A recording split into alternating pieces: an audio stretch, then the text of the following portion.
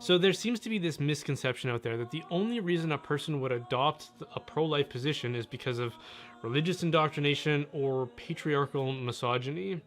And that if that's the case, then there's no point in having a logical debate with such people. And while that may be true in some cases, in most cases that I'm familiar with, pro-life people believe what they do because of a logical formula. And this also happens to be what informs my own beliefs on this issue. Pro-lifers believe that human life begins at conception, and the nuances of what is meant by conception may vary, but the general idea is that when an egg and a sperm fuse together, a new life is produced.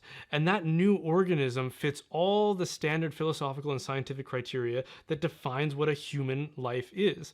And if you want to go into more detail about that, I will link a couple articles that explain that from a scientific perspective in the description for the YouTube video. Pro-lifers pick the point of conception because it's the only one that isn't arbitrary.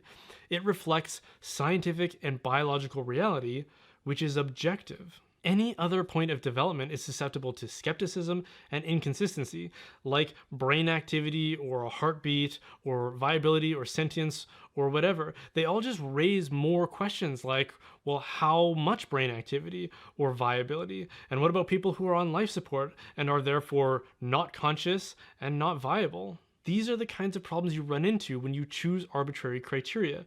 If they can arbitrarily be instantiated, they can just as arbitrarily be revoked. And human history shows that we have a talent for doing that to other human beings. So pro-lifers just don't take the chance. Even if they're not fully convinced that it is a human life, they aren't willing to gamble on it, considering making a wrong guess could mean murdering someone. Like, imagine if you were at some sadistic carnival where they had a game that meant that you had to choose one of two doors, and if you choose the wrong door, a person gets killed. Any reasonable person would just say, I'm not playing that game. So it's kind of staggering to me to think that there are people out there hysterically screaming and protesting for their right to make that choice when they don't know whether or not there's a person behind that door.